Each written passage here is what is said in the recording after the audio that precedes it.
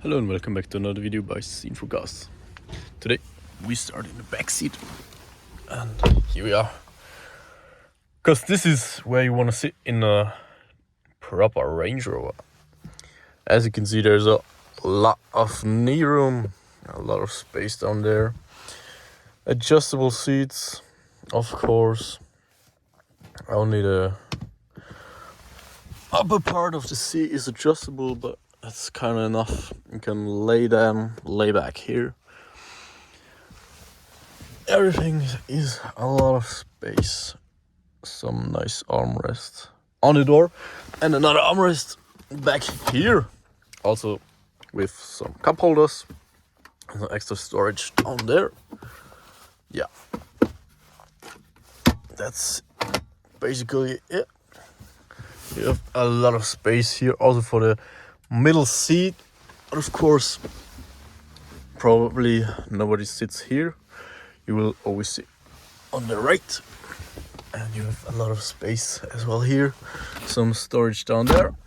And this is what the driver's seat looks like. Nice and shiny today with the sun, but it's only plastic. Yeah, I don't like that. And you can see all the fingerprints on this fucking plastic, black plastic here. But what's really nice, the metal pedals back there, they are very nice and solid, and it also has a nice point of pushing.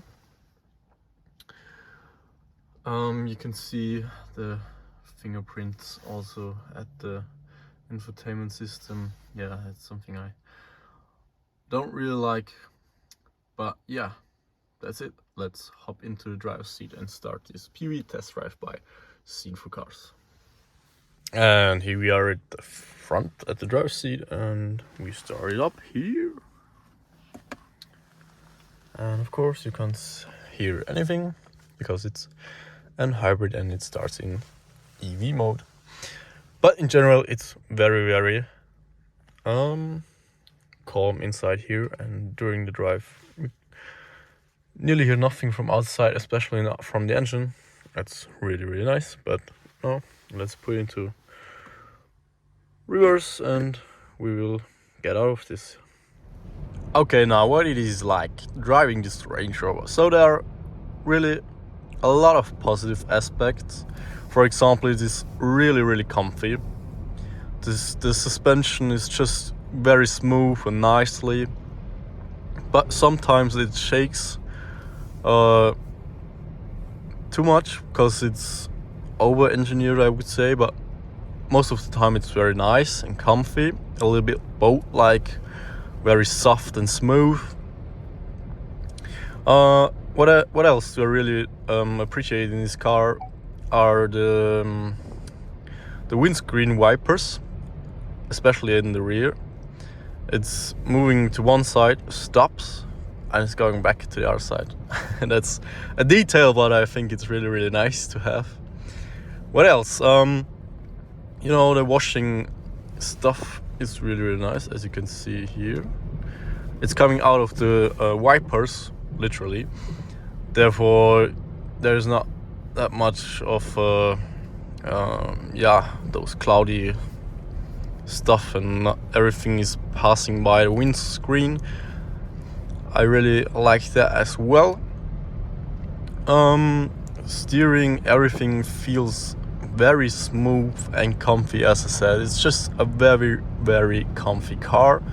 I mean, going for long distances in this car would be perfect. The infotainment system over here, it's quite okay. I think the iDrive is better, but still I like the layout of everything. And also down there, it's very clean and well laid out. But what I don't like are those climate control stuff, because it's touch and it has a haptic feedback. But yeah, I don't need a touch over there. It should be a knob, a standard knob. It might be just me, but yeah, I don't appreciate that very much. I also don't like the cruise control very much. and the steering when it's doing it by itself, I'm not really into that, and I don't trust this car. Yeah, in general, I don't trust Land Rovers anyways. So sorry for that, but I'm not a fanboy, to be honest. For me, you get way better German cars for the money, or even less. Therefore, I don't know why you should pay that much for a Land Rover, and I don't really recognize what you get. I mean, it's very, very comfy, but a Mercedes GLE or GLS, BMW X5, X7, Audi Q7, Q5, Q8. I mean, yeah, it's basically the same and a little bit less in terms of the price. What's really nice is you can rest your arm over there, very nice.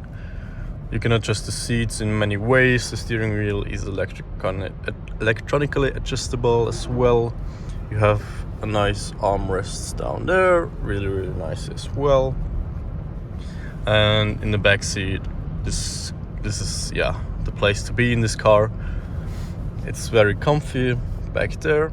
But other than that, there's one really, really annoying thing for me, and it's just the drivetrain. I mean, I think, it's a hybrid problem in general, so it's not a Range Rover problem. But yeah, as I said, it's a hybrid. Therefore, it has an electric motor and a petrol-powered engine in the front. And therefore, you always get this weird, shaky response on the gas pedal sometimes. If you floor the throttle, or you don't even have to floor it, it's just the change between electric and petrol, or if it's working together. I mean, you can see it now, there is now it's electric. You can see it on the ref counter. So now I will floor the throttle a little bit if it's possible, and then the engine turns on, and you feel this, there's something in the drivetrain that doesn't work out very, very well, or not how I expect it to be in a Range Rover that costs around 200,000 euros in Austria. Yeah, so much for that.